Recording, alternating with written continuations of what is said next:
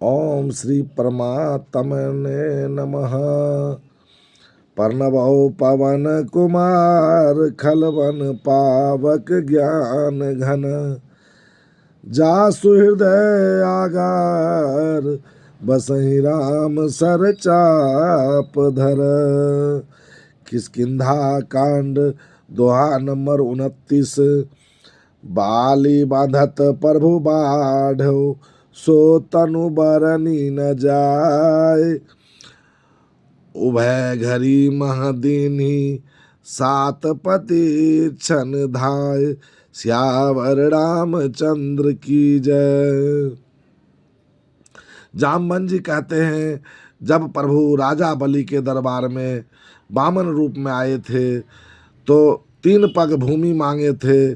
उस टाइम वो 3 पग भूमि नाप रहे थे, तो एक घड़ी में मैंने 3 बार उनका प्रदक्षिणा किया था। उस टाइम मैं जवान था, लेकिन अब मैं बूढ़ा हो चुका हूँ, मैं क्या कर सकता हूँ।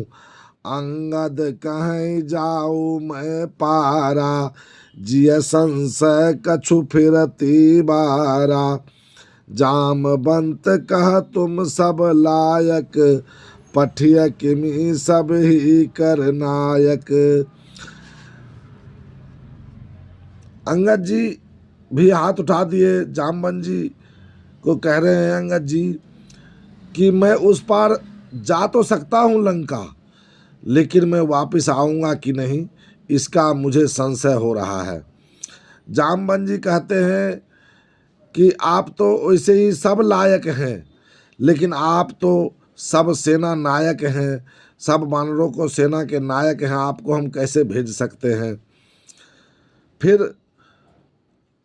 कहे रीछपति सुनु हनुमाना, का चुप साध रहो बलवाना।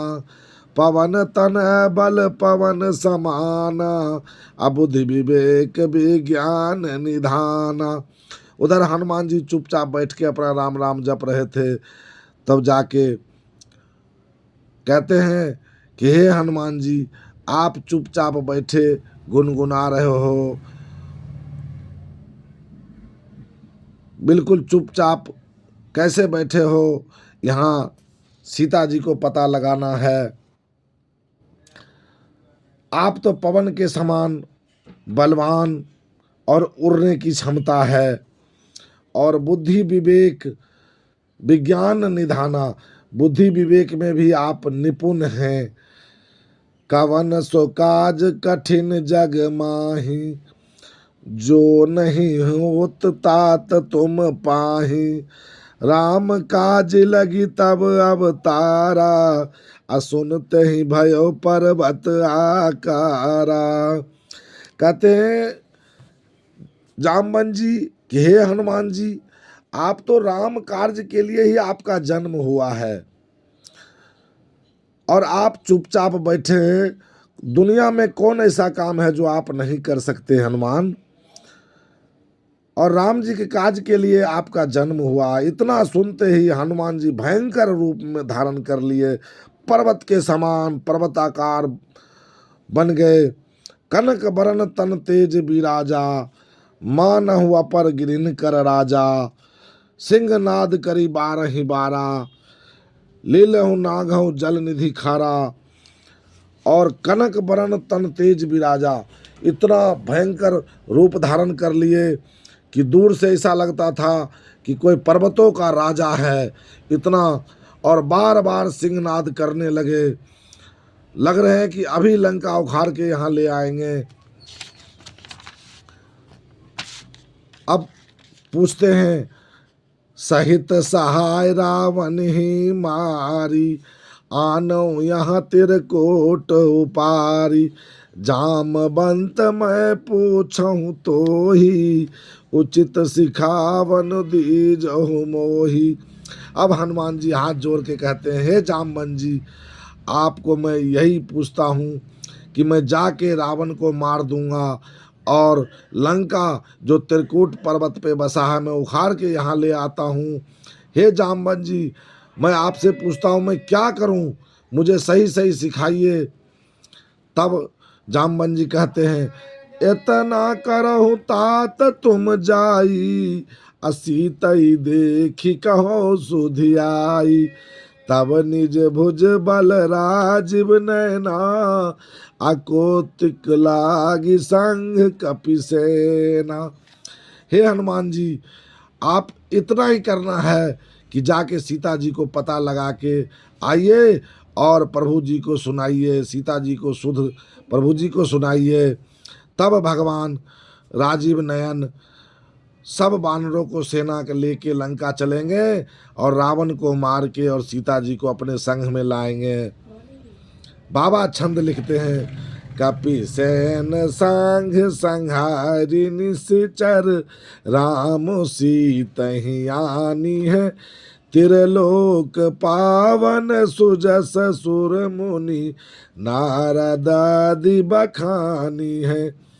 जो सुनत गावत कहत समुझत, परम पद नर पावई, रघुवीर पद पाथोज मधुकर, दास तुलसी गावही। बाबा कहते हैं कि सेना के संग प्रभु जाएंगे उस पार लंका और सारे राक्षसों को मार के और सीता जी को लेके आएंगे। यह तीनों लोक में सुजस फैलेगा। सुर नर मुनि जितने हैं, नारद जी, सब इसका बखान करेंगे और उस बखान को जो इस कलयुग में मनुष्य सुनेगा, गाएगा, समझेगा, वह अवश्य परम पद को पाएगा। कहते रघुवीर पद पाथोज मधुकर, दास तुलसी गावही। ये रघुवीर जी का जो चरण कमल है, जो इनका कथा है, वह अनंत है। तुलसीदास जी कहते हैं कि इसको गाएंगे, सुमरेंगे, सुनेंगे और बेड़ा पार हो जाएगा कलयुग का मनुष्य का। बोलो श्यावर रामचंद्र की जय। भव भेषज रघुनाथ जसु, सुनहि ज नर अरु नारी, अतिन कर सकल मनोरथ, सिद्ध करहि त्रिसरारी। श्यावर रामचंद्र की जय। जो भव भेषज रघुनाथ जी का, जो भव बंधन को पार करने वाला और तीनों लोक में सुख देने वाला, जो यह कथा नर नारी सुनेगा, गाएगा, समझेगा, उनका सारे मनोरथ भगवान शिव पूरा करेंगे। सोरठा में बाबा लिखे हैं, नीलो तपल तन श्याम काम, कोटि शोभा अधिक, असुनिय तासु गुण ग्राम, जासु नाम अध खग बधिक।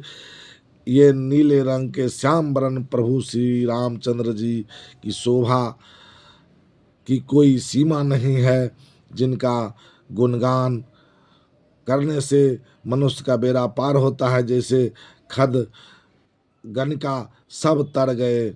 बोलो श्यावर रामचंद्र की जय। हम कलयुग के मनुष्य के लिए नहीं कलि करम न भगति विवेकु, राम नाम अवलंबनेकु। गोस्वामी तुलसीदास जी कहते हैं कि इस कलयुग के मनुष्य के लिए राम नाम के सिवा कोई दूसरा उपाय नहीं है जिससे बेड़ा पार लग सके। इसलिए किसी अवस्था में प्रभु का नाम गाते रहिए, सुमरन करते रहिए। बोलो श्यावर